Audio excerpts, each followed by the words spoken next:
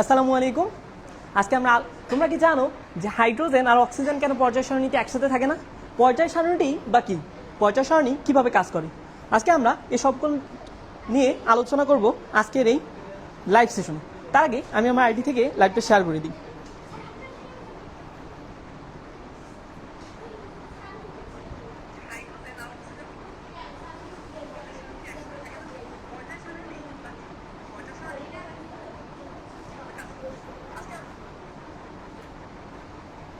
আমি মোহাম্মদ রায়ন ইসলাম কাব্য, পড়ালেখা করছি বেগম রোকেয়া বিশ্ববিদ্যালয়ে কেমিস্ট্রি ডিপার্টমেন্টে।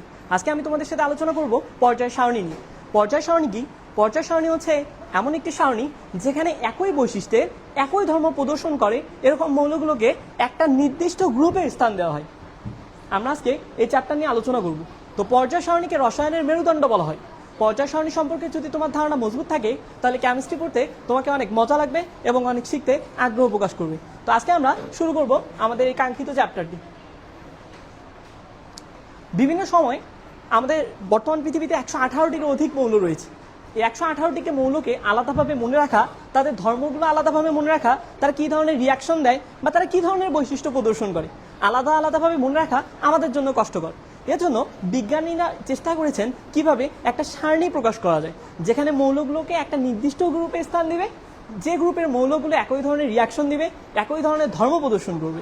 তো আমরা এখানে দেখব যে প্রথম যিনি পর্যায় সারণী সম্পর্কে একটা মতবাদ দেন তার নাম হচ্ছে ল্যাভোসিয়ে। ল্যাভোসিয়ে যখন কাজ করে তখন মৌলের সংখ্যা ছিল 33টি। তিনি এই 33টা মৌলকে ধাতু এবং অধাতু এই দুই ভাগে ভাগ করে। তো ধাতু কি অধাতু কি আমরা এগুলো পড়ে এসেছি। ধাতু কি? ধাতু কি?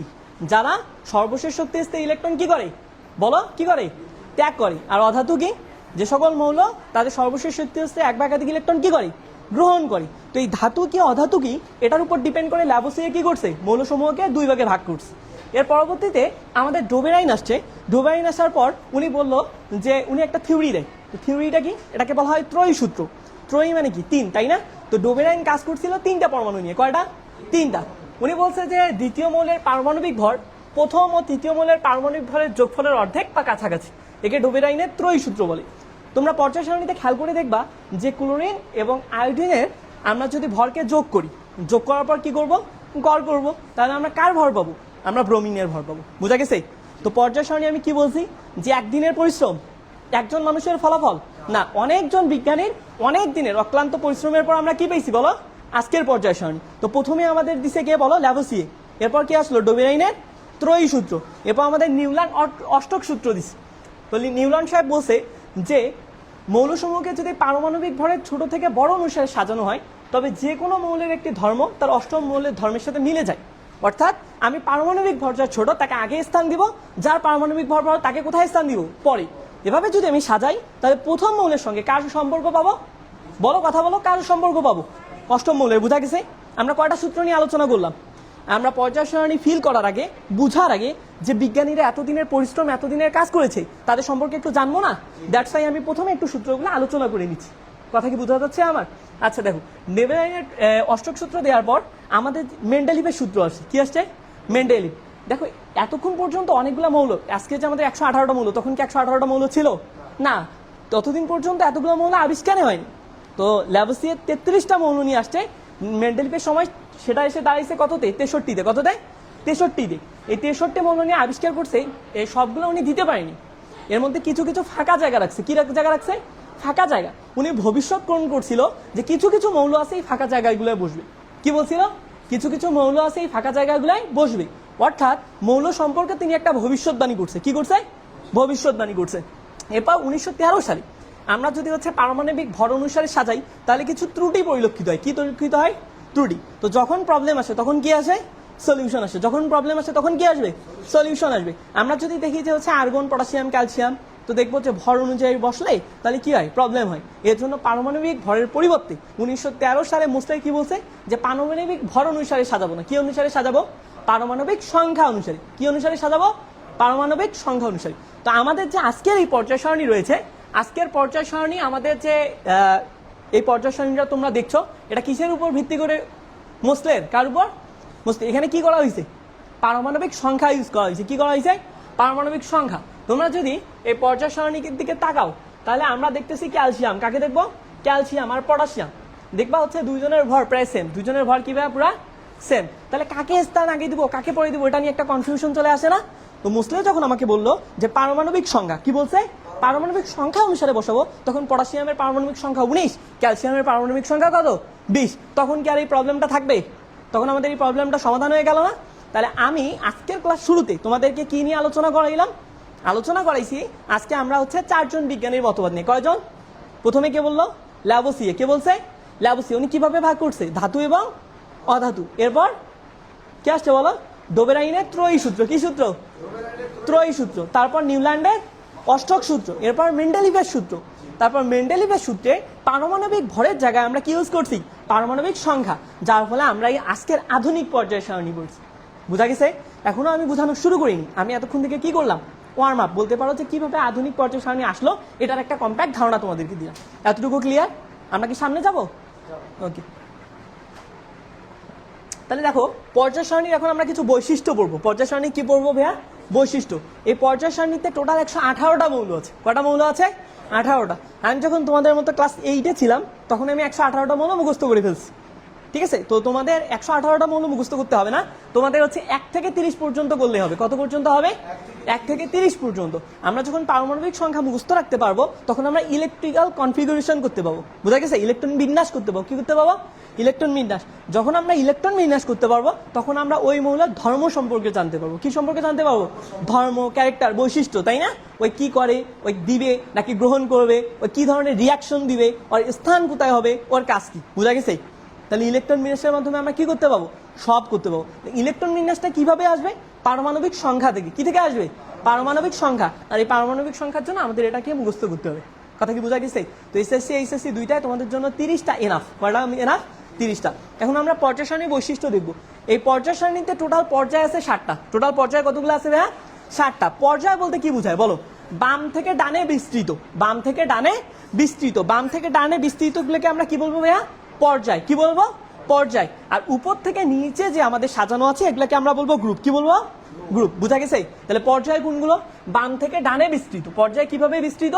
বাম থেকে ডানে। এই যে হাইড্রোজেন হিলিয়াম একটা পর্যায়, এরপর হচ্ছে লিথিয়াম বেরিলিয়াম, এখান থেকে আমাদের নিয়ন পর্যন্ত একটা পর্যায়, সোডিয়াম থেকে আর্গন পর্যন্ত একটা পর্যায়। বুঝা গেছে? 4, 5, 6, 7। টোটাল পর্যায় কয়টা? 7টা। টোটাল পর্যায় কয়টা? টোটাল গ্রুপ কয়টা? 18টা। টোটাল গ্রুপ কয়টা? 18টা। গ্রুপগুলো কিভাবে বিস্তৃত হয়? উপর থেকে নিচ থেকে। উপর থেকে নিচে। ঠিক আছে? তো আমরা পর্যায় সারণীর বৈশিষ্ট্যগুলো দেখি। পর্যায় সারণীতে 7টি আনুভূমিক সারি।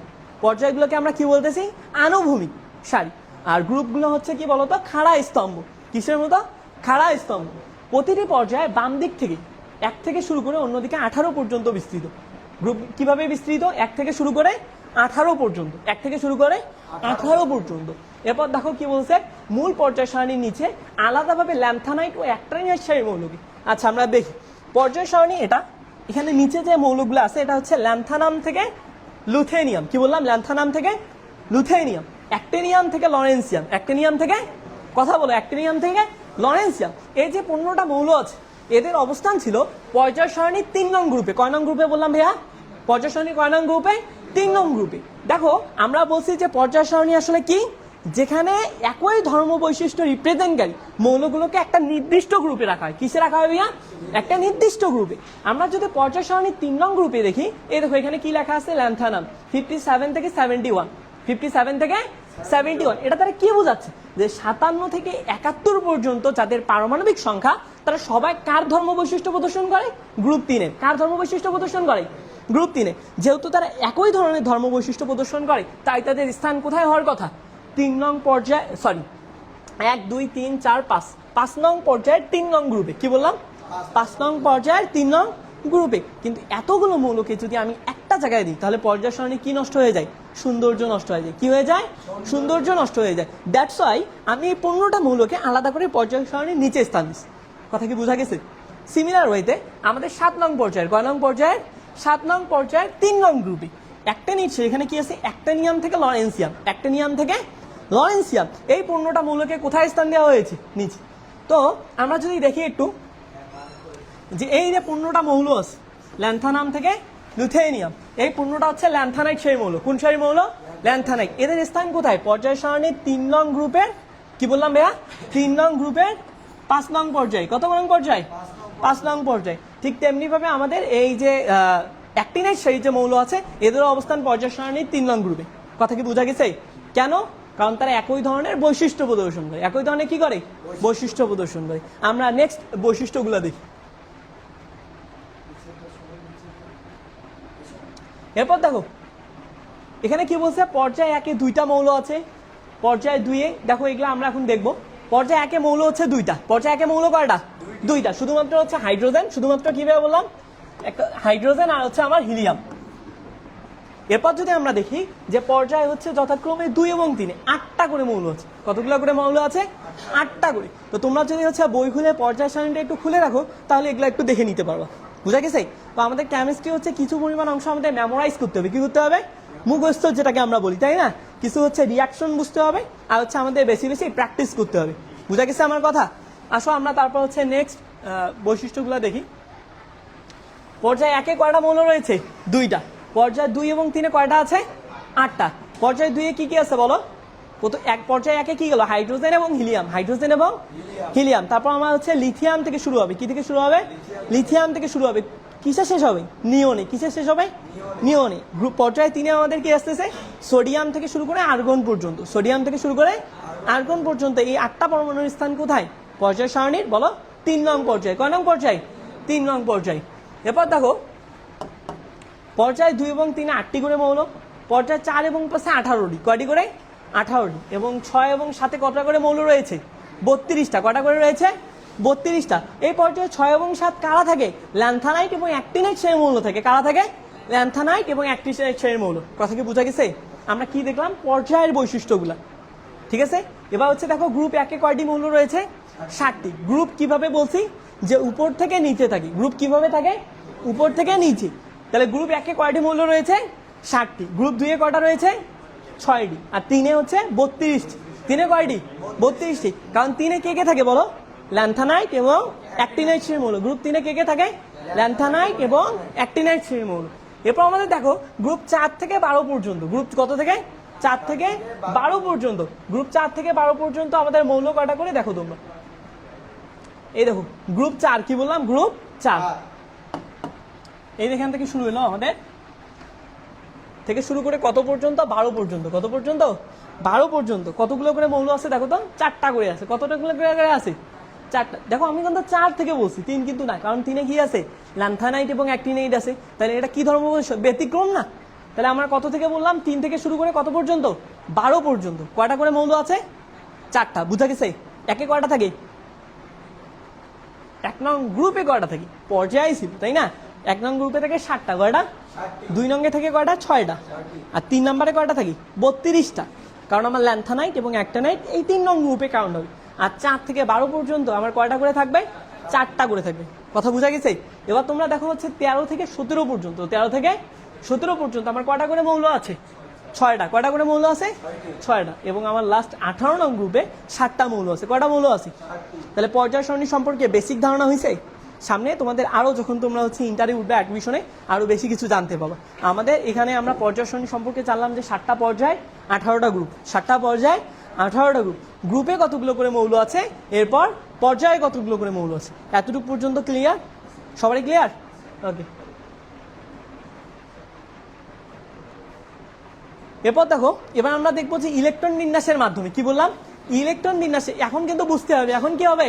বুঝতে হবে। এতক্ষণ পর্যন্ত আমরা মেমোরাইজ পড়ালেখা করছি, এখন আমাদের কি করতে হবে?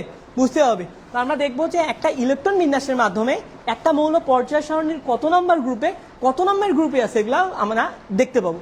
রেডি তোমরা? ওকে, চলো আমরা শুরু করি। এখানে হচ্ছে একটা স্লাইড দেখা হয়েছে। তো আমরা হচ্ছে যে কোনো একটা মৌল নেই, এরপর হচ্ছে তার আগে ইলেকট্রন বিন্যাস করে নিই। কি করে নিব? ইলেকট্রন বিন্যাস। দেখো কোন মৌলে ইলেকট্রন বিন্যাসের সবচেয়ে বাইরের প্রধান শক্তি স্তরের নম্বরই হচ্ছে ওই মৌলের পর্যায় নম্বর। কি বললাম? কোন মৌলের সর্বশেষ শক্তি স্তর বাইরের প্রধান শক্তি স্তর। কি স্তর মিয়া? বাইরের প্রধান শক্তি স্তর। আমি বলছি যে আমাদের যে শক্তি স্তরগুলো আছে এদের নাম হচ্ছে অরবিট বা প্রধান শক্তি স্তর। অরবিট বা প্রধান শক্তি স্তর। তোমাদের কি মনে আছে?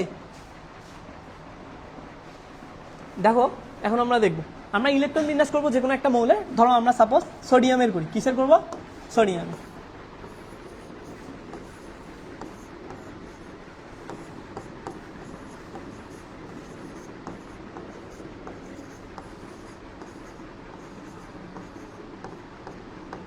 দেখো সবচেয়ে বাইরের প্রধান শক্তি স্তর এখানে কত, সবচেয়ে বাইরের প্রধান শক্তি স্তর কত 3, তাই না? তাহলে এর পর্যায় কত হবে 3, এর পর্যায় কত হবে? তাহলে কোনো একটা মৌলের অ্যাট ফার্স্ট আমরা কি করবো, ইলেকট্রন বিন্যাস করবো। এটা এর আগের চ্যাপ্টারে আমরা শিখে আসছি, তাই না? ইলেকট্রন বিন্যাস কিভাবে করতে হয়। ইলেকট্রন বিন্যাস করার পর আমরা দেখবো সবচেয়ে বাইরের শক্তি স্তর কোনটা, সবচেয়ে বাইরের শক্তি স্তর কোনটা। সবচেয়ে বাইরের শক্তি স্তরে যে আমাদের শক্তি স্তরটা থাকবে বা অরবিটটা থাকবে সেটাই হচ্ছে তার কি নাম্বার। তাহলে সোডিয়ামের পর্যায় নাম্বার কত বলো, সবাই রেসপন্স করো। পর্যায় কত 3, পর্যায় কত 3। এরপর আমরা হচ্ছে আরো ইলেকট্রন বিন্যাস করে দেখি, তাই না? কার করবো এরপর বলো, তোমরা বলো। আর্গনের করি, কিসের করবো, আর্গন। দেখো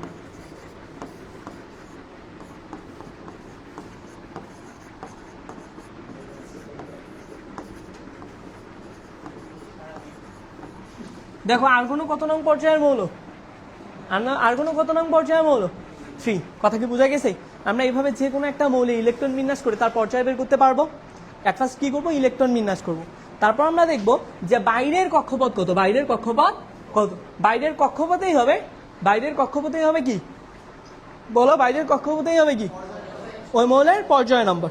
এতটুকু পর্যন্ত কার কোনো প্রশ্ন আছে? এতটুকু পর্যন্ত কার কোনো প্রশ্ন আছে?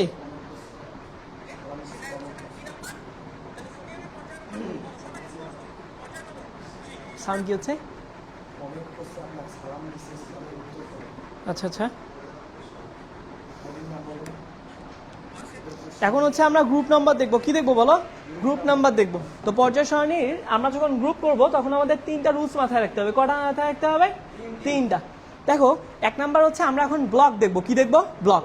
পর্যায় সারণীতে টোটাল 4টা ব্লক আছে। কটা ব্লক আছে? 4টা। কি কি ব্লক বলো তো? S block. কি বললাম? S block. তারপর কি বলো? P block. কি ব্লক? P block. এরপর হচ্ছে আমার ডি ব্লক। কি ব্লক? D block. এবং সর্বশেষ আমার হচ্ছে এ ব্লক। কি ব্লক? A block. তখন আমি হচ্ছে কিভাবে বুঝবো যে কোনো একটা মৌল আসলে কোন গ্রুপের, মানে কোন ব্লকে। তো এটার জন্য দেখতে হবে যে কোনো মৌলের সর্বশেষ ইলেকট্রনটি, কি বললাম, সর্বশেষ ইলেকট্রনটি যে অরবিটালে প্রবেশ করবে ওই মৌলটা ওই ব্লকের মৌল। বোঝা গেছে? ওই ব্লকের অন্তর্ভুক্ত। আসলে আমরা করে দেখি, আমরা হচ্ছে বেশ কয়েকটা করব।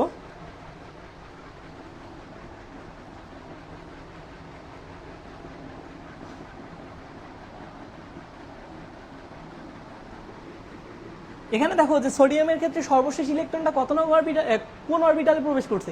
এস ব্লকে। কোন ব্লকে? এস। তাহলে সোডিয়াম কোন ব্লকের অন্তর্ভুক্ত হবে? এস। কোন ব্লকের অন্তর্ভুক্ত হবে? এস। ঠিক তেমনি ভাবে আমরা পরে দেখছিলাম নিয়নের। কি দেখছিলাম? নিয়নের সর্বশেষ ইলেকট্রনটা কোন অরবিটালে প্রবেশ করছে? পি। কোথায় প্রবেশ করছে?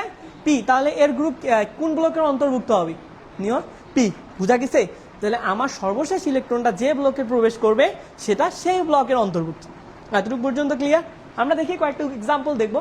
এস ব্লক, পি ব্লক আমরা দেখে ফেলছি, তাই তো? আমরা এবার ডি ব্লক দিই। আসো, স্ক্যান্ডিয়াম। কি বললাম? স্ক্যান্ডিয়াম। স্ক্যান্ডিয়ামকে প্রকাশ করা হয় এসসি দ্বারা। এর পারমাণবিক সংখ্যা হচ্ছে 21। পারমাণবিক সংখ্যা কত বলো? পারমাণবিক সংখ্যা কত? 21।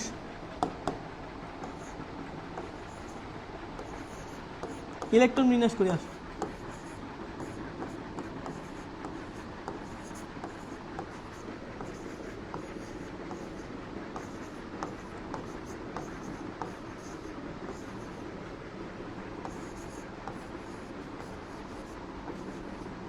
দেখো কতগুলো ইলেকট্রন আছে?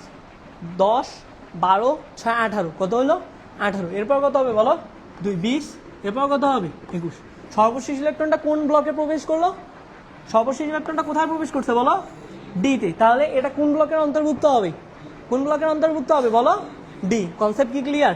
তাহলে আমার সর্বশেষ ইলেকট্রন যে এখানে প্রবেশ করবে, যদি এস এ প্রবেশ করে তাহলে সেটা কোন ব্লকের অন্তর্ভুক্ত? এস। যদি পি এ প্রবেশ করে, পি। যেমন এক্সাম্পল আমরা দেখলাম নিয়ন, ক্লোরিন, তাই না? এরপর যদি ডিতে প্রবেশ করে তাহলে কি হবে? ডি। মনে রাখবা এ ব্লকের মৌলগুলো সাধারণত পর্যায় সারণীতে, কি বললাম, এ ব্লকের মৌলগুলো কোন গ্রুপে অবস্থান করে? 3 নং গ্রুপে। কোন নং গ্রুপে? 3 নং। দেখি আমরা এ ব্লক। কি ব্লক বলছি ভাইয়া? এ ব্লক। এ ব্লকের মৌলসমূহ হচ্ছে 3 নং গ্রুপ। এ ব্লকের মৌল কোন গ্রুপে থাকবে? 3 নং গ্রুপে। আর বাকি ব্লকগুলো কিন্তু আমরা আলোচনা করছি, ঠিক আছে? এখন আমরা দেখব যে কোনো একটা মৌল যদি এস ব্লকের হয় তাহলে তার গ্রুপ নাম্বার কিভাবে প্রবেশ করে। আর কোন একটা মৌলের যদি ইলেকট্রন পি ব্লকের হয় তাহলে সেটা কিভাবে আমরা তার গ্রুপ নাম্বার বের করব, এবং যদি সেটা ডিতে হয় তাহলে কিভাবে আমরা তার কি করব, গ্রুপ নাম্বার বের করব। মনে রাখবা, দেখো আমরা বলছি যে হচ্ছে এস ব্লকের, তাই না? আচ্ছা, এস ব্লকেরটা আগে দেখি।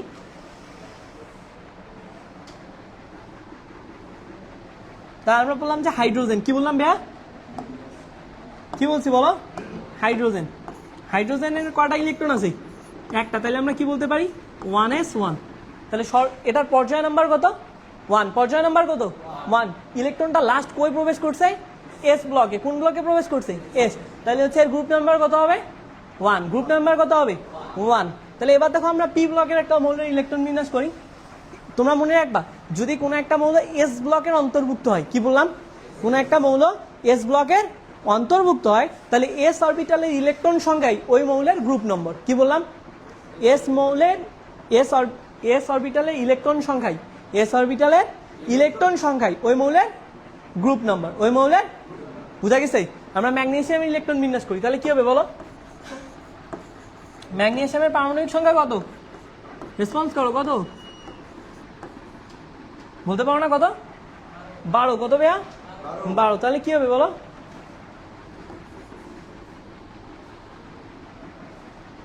1s2 3s2 2p6 3s2। তাহলে এটা কোন ব্লকের মৌল, এস ব্লকের। কোন ব্লকের মৌল, এস ব্লকের। তাহলে এর গ্রুপ নাম্বার কত হবে, 2 হবে। কেন, কারণ এস অরবিটালে ইলেকট্রন সংখ্যা কত, 2। এস অরবিটালে ইলেকট্রন সংখ্যা কত, 2। এবার হচ্ছে আমরা পি ব্লকের একটা এক্সাম্পল দেখবো। কিসের দেখবো, পি। চলো দেখি।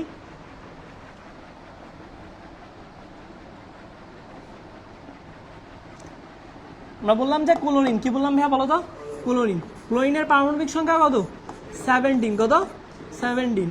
তাহলে যদি আমরা ইলেকট্রন বিন্যাস করি তাহলে কি হবে, 1s2 2s2 2p6 3s2 3p, কত হবে বলো, 12 হয়ে গেছে। তাহলে আমাদের লাগে আর 5, তাই না? তাহলে পি ব্লকে কয়টা থাকবে, 5টা। কয়টা থাকবে, 5টা। তাহলে কত হলো, 17। ক্লোরিনে ইলেকট্রন বিন্যাস করার পর আমরা দেখবো যে লাস্ট ইলেকট্রনটা কোথায় প্রবেশ করছে, পিতে। লাস্ট ইলেকট্রনটা কোথায় প্রবেশ করছে, পিতে। এটা মানে কি, যে ক্লোরিন হচ্ছে একটা পি ব্লকের মৌল। ক্লোরিন হচ্ছে একটা পি ব্লকের মৌল। তো যদি পি ব্লকের মৌল হয় তাহলে তার গ্রুপ নাম্বার করার নিয়ম হচ্ছে এস ও পি অরবিটালের ইলেকট্রনের যোগফল। কি বললাম, পি অরবিটাল ইলেকট্রনের যোগফল। আচ্ছা, আমি যেগুলো তোমাদেরকে বলতেছি এগুলো স্লাইডে আমাদের হচ্ছে দেয়া আছে, তোমাদেরকে এটার পিডিএফ দেওয়া হবে, তোমরা এখান থেকে তো পড়বা।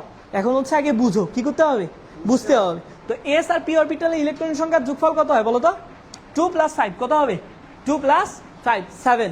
এর সাথে আবার 10 যোগ করতে হবে। কি করতে হবে, 10 যোগ করতে হবে। তাহলে 10 যোগ করলে কত হয়, 17। তার মানে হচ্ছে ক্লোরিনের গ্রুপ নাম্বার কত, 17। ক্লোরিনের গ্রুপ নাম্বার কত, বুঝা গেছে? তাহলে আমরা বললাম যদি এস ব্লকের অন্তর্ভুক্ত হয় তাহলে এস অরবিটালের ইলেকট্রন সংখ্যা ওই মৌলের গ্রুপ নম্বর। যদি পি ব্লকের মৌল হয় তাহলে এস আর পি এর যোগফল +10, তাহলে সেটা হবে কি হচ্ছে তার গ্রুপ নম্বর। এবার আমরা ডি ব্লকের দেখবো। কি ব্লকের দেখবো, ডি ব্লকের। আসো,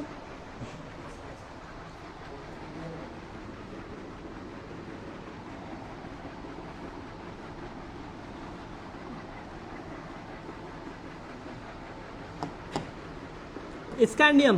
আমরা স্ক্যান্ডিয়ামে দেখছিলাম যে ডি ব্লকের, তাই না? মনে আছে তোমাদের, কি বলছিলাম যে স্ক্যান্ডিয়াম হচ্ছে একটা ডি ব্লকের মৌল। তাহলে আমরা যদি দেখি স্ক্যান্ডিয়ামের হচ্ছে পারমাণবিক সংখ্যা কত বলছিলাম আমি, বলো, 21 বলছিলাম। কত, 21। তাহলে আমরা ইলেকট্রন বিন্যাস করি। আসো, 1s2 2s2, তারপর 2p6 3s2 3p6, তারপর হচ্ছে কি হবে বলো, 4s, তাই না? এবং 3d পিস, একটা হচ্ছে 21। তাহলে সর্বশেষ ইলেকট্রনটা কোথায় প্রবেশ করছে, সর্বশেষ ইলেকট্রনটা কোথায় প্রবেশ করছে বলো, ডিতে। সর্বশেষ ইলেকট্রনটা কোথায় প্রবেশ করছে, ডিতে। সর্বশেষ ইলেকট্রন কোথায় প্রবেশ করছে, ডিতে। সর্বশেষ যদি ইলেকট্রন যদি ডিতে প্রবেশ করে তাহলে এটা কোন ব্লকের অন্তর্ভুক্ত হবে বলো, ডি ব্লকের। কোন ব্লকে, ডি ব্লকে। আর যদি কোনো একটা মৌল ডি ব্লকের অন্তর্ভুক্ত হয় তাহলে তার গ্রুপ নাম্বার বের করার নিয়ম হচ্ছে ডি এবং এস ইলেকট্রনের যোগফল। কি বললাম, ডি ও এস অরবিটালের ইলেকট্রনের যোগফল। ডিতে কতগুলো ইলেকট্রন আছে, একটা। এসে কয়টা ইলেকট্রন আছে, 2টা। তাহলে 1 + 2 কত হবে, 3। তাহলে স্ক্যান্ডিয়ামের পর্যায় সারণীতে অবস্থান কত, চলো আমরা চেক করি যে আসলে কিনা, তাই না? চলো, পর্যায় সারণীতে যাব, আমরা 3 নং পর্যায়ে আসবো। 3 নং পর্যায়ে আসার পর আমরা হচ্ছে চেক করব যে স্ক্যান্ডিয়ামের অবস্থান আসলে 3 আছে কিনা। দেখো এই যে স্ক্যান্ডিয়াম, বুঝা গেছে? তাহলে যে কোনো একটা মৌলকে যদি আমরা ইলেকট্রন বিন্যাস করি তাহলে কি আমরা তার অবস্থান নির্ণয় করতে পারছি? বলে দিতে পারছি না? বলো পাচ্ছি কিনা? পাচ্ছি? এস অরবিটালে আমরা দেখছিলাম, তাহলে আমাদের হচ্ছে কোনো একটা মৌল যদি দেয়া থাকে সেখান থেকে আমরা ইলেকট্রন বিন্যাস করার পর পর্যায় সারণী না দেখে বলে দিতে পারবো যেটা কোন গ্রুপের কোন পর্যায়ে আছে। পারবো কিনা? চলো একটু রিভিশন নেই। যদি হচ্ছে আমরা ইলেকট্রন বিন্যাস করি, এরপর প্রধান শক্তি স্তরের নম্বরই হবে কি ওই মৌলের কি হবে? পর্যায় নম্বর। কি হবে? পর্যায় নম্বর। গ্রুপ বের করার জন্য আমরা দেখব ব্লক। গ্রুপ বের করার জন্য আমরা কি দেখব? ব্লক। কি কি ব্লক আছে? S block, p block, d block, a block. আমি বলছি যদি এ ব্লকের অন্তর্ভুক্ত হয় তাহলে তার গ্রুপ কত হবে? 3। তাহলে তার গ্রুপ কত হবে? 3। আর যদি এস ব্লকের অন্তর্ভুক্ত হয় তাহলে এস অরবিটালে ইলেকট্রন সংখ্যা ওই মৌলের গ্রুপ নম্বর। আমরা কি এগুলো দেখছি কিনা বলো? আমরা এক্সাম্পল কিন্তু সব দেখছি, তোমাদেরকে আগেই বুঝাই দিছি। তাহলে আসো আমরা এখানে জাস্ট একটা করে তবুও বলে দেই। আমরা যখন ইলেকট্রন বিন্যাস করছি এখানে কিসে বলছে? নিওনের। মনে আছে? নিওনের লাস্টে আমাদের কত আসছিল? 3s2। কত আসছিল? 2। তাহলে লাস্ট ইলেকট্রনটা কোথায় গেছে? এস অরবিটালে। আর এস অরবিটালে ইলেকট্রন সংখ্যা ওই মৌলের কি হবে? Group number. বুঝছো? ঠিক আছে। তাহলে এরপর আমরা P orbital, D orbital, F orbital, এগুলা নিয়ে তোমাদের কারো কোনো প্রশ্ন আছে? পর্যায় গ্রুপ বের করতে পারবা? পর্যায় সারণী যে কোনো মৌলে ইলেকট্রন বিন্যাস করে পর্যায় গ্রুপ বের করা যাবে? ওকে, তাহলে আমরা সামনে যাই নাকি?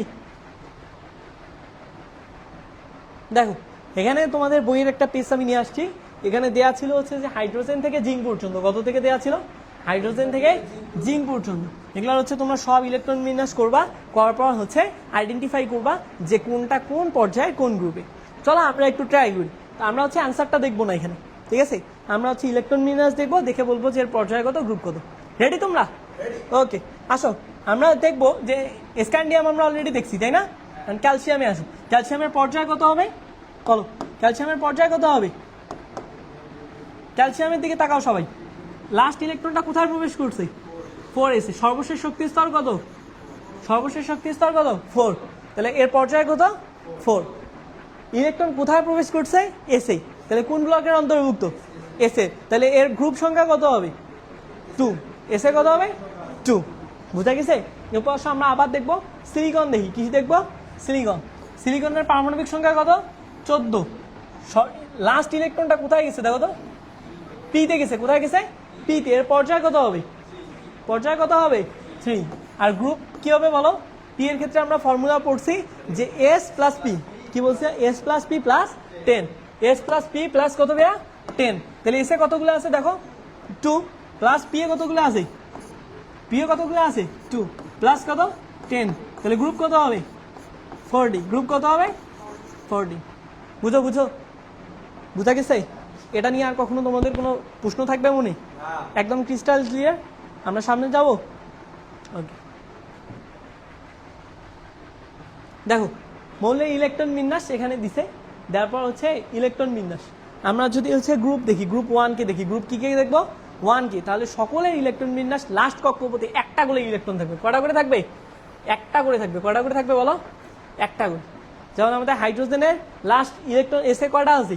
একটা। কটা আছে? একটা। যদি আমরা লিথিয়ামকে দেখি এসে কটা আছে?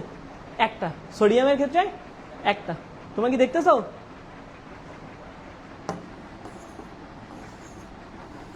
তাহলে এদের সবার গ্রুপ নাম্বার কত? 1। সবার গ্রুপ নাম্বার কত? 1। সিমিলার ওয়েতে যদি হচ্ছে আমরা গ্রুপ 2 তে দেখি তাহলে এস অরবিটালে ইলেকট্রন দেখবা 2টা করে। কটা করে? তাহলে এদের গ্রুপ কত হবে? এস ব্লকের ক্ষেত্রে আমরা বলছি যে এস এর ইলেকট্রন সংখ্যায় ওই মৌলের গ্রুপ নাম্বার। এস এর ইলেকট্রন সংখ্যায় ওই মৌলের গ্রুপ নাম্বার। তাহলে এখানে গ্রুপ 1 আর গ্রুপ 2 নিয়ে তোমাদের কোনো প্রশ্ন আছে না? ওকে, তাহলে আমরা সামনে যাই। পর্যায় সারণীর কিছু ব্যতিক্রম অবস্থান। পর্যায় সারণীর কিছু কি ভাইয়া? ব্যতিক্রম অবস্থান। এক নম্বর হচ্ছে হাইড্রোজেন। পর্যায় সারণীতে হাইড্রোজেন অবস্থান কোথায় বলো তো? পর্যায় সারণীর 1 নং পর্যায়ের 1 নং গ্রুপে। 1 নং পর্যায়ের 1 নং গ্রুপে। কিন্তু আমরা যদি হচ্ছে ইলেকট্রন বিন্যাস করি তাহলে দেখবো, দেখো যে হাইড্রোজেন কি বললাম ভাইয়া? হাইড্রোজেন ইলেকট্রন বিন্যাস করলে কি আসে বলো? 1s1 1s 1s 1। তাহলে হচ্ছে পর্যায় কত হবে? 1। গ্রুপ কত হবে? 1। কিন্তু দেখো হাইড্রোজেন একটা অধাতু, হাইড্রোজেন একটা কি অধাতু। বাট পর্যায় সারণীর যদি আমরা 1 নং গ্রুপের দিকে তাকাই, তাহলে পর্যায় সারণী 1 নং গ্রুপে অবস্থান করছে সকল কি ধাতু, সকল কি। তাহলে হাইড্রোজেনকে কেন পর্যায় সারণীর 1 নং গ্রুপে অবস্থান দেওয়া হলো? বুঝছো কি ব্যাপারটা? দেখো আবার হাইড্রোজেনের লাস্ট সেলে কয়টা আছে? একটা। তো যাদের লাস্ট সেলে একটা করে ইলেকট্রন গ্রহণ করে তাদেরকে অবস্থান কত? পর্যায় সারণীর 17 নং গ্রুপে। কত? 17। যেমন আমরা দেখছি ক্লোরিন, তাই না? ক্লোরিনের লাস্ট সেলে কয়টা থাকে? 7টা। কয়টা থাকে? 7টা। তাহলে ও কি করবে? একটা ইলেকট্রন গ্রহণ করবে। তাহলে হাইড্রোজেনও তো একটা গ্রহণ করতে পারতো, তাই না? তাহলে আমরা কি বললাম যে হাইড্রোজেনের অবস্থানটা একটু কন্ট্রোভার্সি। কেন? যে হাইড্রোজেন একটা অধাতু, অধাতুগুলোর স্থান পর্যায় সারণীর 17 নং গ্রুপে। কত নং গ্রুপে? 17 নং গ্রুপে। তাহলে ওকে কোথায় অবস্থান দেওয়া যেত? তাহলে কেন একে দেওয়া হলো? একে দেওয়ার কারণ হচ্ছে হাইড্রোজেন অনেকটা ক্ষার ধাতুর মতো আচরণ করে, ক্ষার ধাতুর মতো আচরণ করে। তারপর আমরা একটু আগে দেখলাম যে পর্যায় সারণীর 1 নং গ্রুপে সকল মৌলের, কি বললাম, সকল মৌলের ইলেকট্রন বিন্যাসে কি থাকে? NS1। কি থাকে? NS1। তার মানে পর্যায় সারণীর সকল মৌলের লাস্ট সেলে কয়টা করে ইলেকট্রন থাকবে? একটা করে। কয়টা করে ইলেকট্রন থাকবে? এরকম বৈশিষ্ট্যের মিলের কারণে পর্যায় সারণীকে হাইড্রোজেনের অবস্থান দেওয়া হয়েছে 1 নং পর্যায়ের 1 নং গ্রুপে। কোন স্থান দেওয়া হয়েছে? 1 নং পর্যায়ের 1 নং গ্রুপে। দেখো হিলিয়ামের অবস্থান, কার অবস্থান? হিলিয়াম। হিলিয়ামের ইলেকট্রন বিন্যাস যদি আমরা করি তাহলে কি দেখা যায় বলো?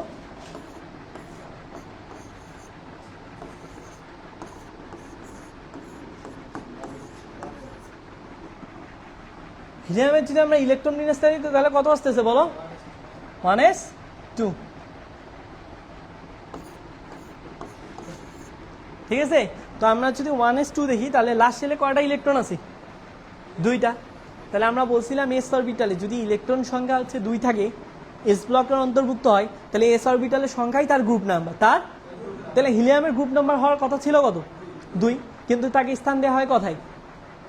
18 নং গ্রুপে। কত? 18 নং গ্রুপে। তাহলে এটা কি একটা প্রবলেম না? তাহলে কেন দেওয়া হয়? 18 নং গ্রুপের মৌলসমূহকে বলা হয় অভিজাত মৌল। কি বলা হয়? অভিজাত মৌল। ঠিক আছে? নিষ্ক্রিয় মৌল। কি বলা হয়? নিষ্ক্রিয় মৌল। তোমরা যদি দেখো যে পর্যায় সারণীর 18 নং গ্রুপে সকল মৌলের লাস্ট সেলে ইলেকট্রন আছে 8টা করে। কয়টা করে ইলেকট্রন আছে? 8টা করে। কয়টা করে ইলেকট্রন আছে বলো? 8টা করে। একমাত্র হিলিয়ামের ক্ষেত্রে ইলেকট্রন থাকে 2টা। কয়টা থাকে? 2টা। কারণ আমরা যদি ইলেকট্রন বিন্যাস করি তাহলে আমরা দেখছি যে ফার্স্ট সেলে 2টা ইলেকট্রন থাকে। ফার্স্ট সেলে কয়টা ইলেকট্রন থাকে বলো? এটা হচ্ছে, ধরো আমরা ধরলাম এটা হচ্ছে নিউক্লিয়াস। কি ক্লিয়াস? নিউক্লিয়াস। তাহলে ফার্স্ট সেলে কয়টা ইলেকট্রন থাকবে? 2টা। আর লাস্ট সেলে কতগুলো থাকে? 8টা। তাহলে দেখো তো ফার্স্ট সেলে যেহেতু 2টা লাগে, হিলিয়ামের কয়টা আছে? 2টা। তাহলে হিলিয়ামের কি আলাদাভাবে কোথাও রিয়াকশন করার দরকার আছে? কারো থেকে ইলেকট্রন নেওয়ার দরকার আছে? ইলেকট্রন দেওয়ার দরকার আছে? এই ধরনের কোনো বৈশিষ্ট্যই কিন্তু প্রদর্শন করা লাগতেছে না। দ্যাটস ওয়াই হিলিয়ামকে আমরা পর্যায় সারণীর হচ্ছে কোথায় স্থান দিয়েছি? 18 নং গ্রুপ। কারণ কি? তার ধর্মগুলোর সাথে, তার বৈশিষ্ট্যগুলোর সাথে হিলিয়ামের ধর্ম এবং বৈশিষ্ট্য কি হয়ে যায়? মিলে যায়। তাই আমি হচ্ছে ক্লাস শেষ করবো, হানিফ ভাইকে একটু আসতে বলি। ক্লাস শেষ করবো, হানিফ ভাইকে একটু আসতে বলি। বুঝা গেছে? হিলিয়ামের অবস্থা নিয়ে তোমাদের কোনো কোশ্চেন আছে?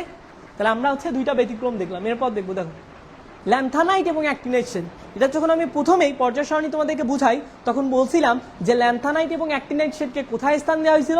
পর্যায় সারণীর 3 নং গ্রুপে। কয় নং গ্রুপে? 3 নং। কারণ এগুলো একই ধরনের বৈশিষ্ট্য প্রদর্শন করে, কিন্তু পর্যায় সারণীতে একটা স্থানে সবাইকে দেওয়া সম্ভব না। সম্ভব না। এর জন্য আমরা আলাদা করে কি দেই? নিচে দিই। Concept clear? তাহলে পর্যায় সারণীতে কয়টা ব্যতিক্রম দেখলাম? 3টা। একটা হচ্ছে হাইড্রোজেন। হাইড্রোজেনকে কেন 1 নঙ্গে দেওয়া হলো? এরপর দেখলাম আমরা হিলিয়াম, যে হওয়ার কথা ছিল 2 কিন্তু হচ্ছে কত? 18। এরপর আমরা দেখলাম ল্যান্থানাইট এবং অ্যাক্টিনাইট সারি মৌল। ওকে, ঠিক আছে। এবার দেখো তোমাদের কিছু কোশ্চেন আছে। আধুনিক পর্যায় সারণীর মূল ভিত্তি কি বলো? পড়াইছি, কি বুঝলা আজকে তোমরা? এখন জানাও আধুনিক পর্যায় সারণীর মূল ভিত্তি কি? ইলেকট্রন বিন্যাস। বলো কি হবে? আধুনিক পর্যায় সারণীর মূল ভিত্তি বিজ্ঞানী মুস্তাক কি বলছিল? পারমাণবিক সংখ্যা। কি বলছে? পারমাণবিক সংখ্যা। এরপর দেখো কোশ্চেনগুলো কি আছে। একটি মৌল দেয়া আছে, বলছে পর্যায় সারণীর কোন গ্রুপে অবস্থান করছে? পর্যায় সারণীর কোন গ্রুপে অবস্থান করছে বলো? তোমরা বলো, এতক্ষণ থেকে পড়লে এখন বলো। দেখো লাস্ট ইলেকট্রনটা কোথায় প্রবেশ করছে? 4s এ। কোথায়? 4s এ। কোথায় প্রবেশ করছে? 4s এ। তাহলে পর্যায় কত হবে? 4। পর্যায় কত হবে? 4। আর এস এর ক্ষেত্রে গ্রুপ কি বলছি? যে এস এ যতগুলো ইলেকট্রন থাকবে সেটাই তার গ্রুপ নাম্বার। কয়টা ইলেকট্রন আছে? একটা। তাহলে পর্যায় কত? পর্যায় কত? 4। গ্রুপ কত? বুঝছো? তাহলে কোনটা অ্যান্সার হবে বলো? হ্যাঁ, ও এখানে সর্বশেষ ইলেকট্রনটা ডি অরবিটালে গেছে। কোথায় গেছে? ডি অরবিটালে গেছে। তাহলে যদি ডি তে যায় তাহলে আমরা পর্যায় কিভাবে বের করবো? এস প্লাস ডি, তার মানে হচ্ছে 2 + 1 1 + 1 = কত? 2। তাহলে গ্রুপ কত হবে? 2। বুঝছো? তো এখানে কিছু কোশ্চেন দেওয়া আছে, তোমরা কোশ্চেনগুলো হচ্ছে সলভ করে নিবা। পর্যায় সারণীর কোন একটি গ্রুপে খণ্ডিত অংশ, এখানে এক্স ওয়াই প্রতীকী অর্থে প্রচলিত, কোনো মৌলের প্রতীক নয়, কোনো মৌলের কি নয়? প্রতীক নয়। দেখো এক্স মৌলটি পর্যায় সারণীর কোন পর্যায়ে? এক্স কি 37, কত? 37। তাহলে অ্যাট ফার্স্ট আমরা কি করব? পর্যায় সারণীতে কোনো একটা মৌলের অবস্থান জানার জন্য অ্যাট ফার্স্ট আমরা কি করব? ক্লাসে বলছি, বলো। ইলেকট্রন বিন্যাস। কি করব? ইলেকট্রন বিন্যাস। আসো করি। কত বলছে বলো তো? পারমাণবিক সংখ্যা কত আছে? 37। তাহলে হচ্ছে আমরা যদি ইলেকট্রন বিন্যাস করি তাহলে কি হবে বলো? 1s 2 2s 2 2p 6 3s 2 3p 6 3d, দেখো তারপর হচ্ছে আমাদের কত আছে? 4s। ইলেকট্রন কতগুলো হয়েছে দেখো? 10 12 6 18, তারপর হচ্ছে কত? 20, তারপর কত হবে এখানে? 10 30, এরপর আমার কি আছে? 4s 4p, তাই না? এরপর আমার কি আছে? 4d। এফ কিন্তু আমাদের এখানে যাবে না, 5s এ যাবে। কেন? আমরা পড়ছিলাম, মনে আছে তোমাদের, যে হচ্ছে কোনো একটা পরমাণুতে ইলেকট্রন কিভাবে প্রবেশ করে? শক্তির ক্রম অনুসারে। কিভাবে প্রবেশ করে? যার শক্তির মান কম সেখানে ইলেকট্রন আগে যাবে, যার শক্তি কি বেশি সেখানে ইলেকট্রন পরে যাবে। তো এখানে দেখো হচ্ছে আমাদের এই পর্যন্ত আসার পর কতগুলো ইলেকট্রন হয়ে গেছে? 30। কতগুলো হয়ে গেছে? 30। এরপর হচ্ছে কত? 36। তারপর এখানে কত হবে? 37। কোথায় গেল? দেখো 4 + ডি, ডিতে এল এর মান কত? 2, কত? 4 + 2 = কত? 6। আর এখানে 5 + 0 = কত? তোমরা বুঝতেছো? আমরা n + l এর মান বলছিলাম না এর আগের ক্লাসে? এখানে n এর মান কত? 5। এস ইকুয়াল হলে এল ইকুয়াল টু কত হয়? 0। 5 + 0 = 5। এখানে 4 + 2 = 6। তাহলে 4 দিতে যাবে না 5 এসে আসবে? Concept clear? তাহলে লাস্ট ইলেকট্রনটা কোথায় গেছে? S orbital. তাহলে এর গ্রুপ কিভাবে বের করবো আমরা? এস এর ইলেকট্রন সংখ্যা গ্রুপ। আর পর্যায় কত? 5। পর্যায় কত? 5। তাহলে দেখো কোন পর্যায়ের হবে? কোন পর্যায়ের বলছে? কোন পর্যায়ের বলছে? তাহলে পর্যায় কত হবে বলো? 5। বুঝছো? নেক্সট প্রশ্ন দেখো, পর্যায় সারণী কোনো একটি গ্রুপের খণ্ডিত অংশ, আবার আগের উদ্দীপকেই আছে। এখানে দেখো একটা হচ্ছে মাল্টিপল কোশ্চেন, অনেকগুলো দেওয়া আছে, তাই না? তো 1 নম্বরে কি বলছে? সর্বশেষ স্তরে ইলেকট্রন আছে। কোশ্চেনটা উঠে নেই, তাই না? তো আমরা একটু দেখি কোনটা ভুল আছে, তাহলে ওটা ক্রস করলে বাকি দুটো রাইট দিতে পারবো। বলছে পারমাণবিক আকার উপর থেকে নিচে ক্রমান্বয়ে হ্রাস পায়। এটা ভুল না? যদি উপর থেকে নিচে আসে, উপর থেকে নিচে আসে, তাহলে নতুন করে কি যোগ হয়? শক্তি স্তর। শক্তি স্তর যদি যোগ হয় তাহলে আকার ছোট হবে না বড় হবে? আকার বড় হবে। তাহলে এটা ভুল না? তাহলে এটাকে আমরা কি বলবো বলো? ভুল। তাহলে 2 যদি ভুল হয় তাহলে আমাদের জন্য ইজি হয়ে গেল, এটা বাদ। তা আমরা হচ্ছে অন্য কালার দিয়ে লিখি, তাহলে তোমাদের বুঝতে সুবিধা হবে। এটা বাদ। তাহলে অ্যান্সার কত হবে? 1 এবং 3। তাহলে যখন দেখবা হচ্ছে তোমরা এরকম কোশ্চেন ভুল আছে, তখন তোমরা রিভার্স চিন্তা করবা যে আমাদের কোনটা হবে না, কোনটা হবে না, তাহলে বাকিগুলো হবে, তাই না? তাহলে অ্যান্সার কত হবে? 1 এবং 3। 1 3 কোথায় আছে ভাই? আজকে আমরা এই পর্যন্তই রাখবো। আগামী লেকচারে আমরা এই চ্যাপ্টারটি শেষ করব। আজকে পর্যন্ত, আগামী লেকচার পর্যন্ত সবাই সুস্থ থাকো, ভালো থাকো। আল্লাহ হাফেজ।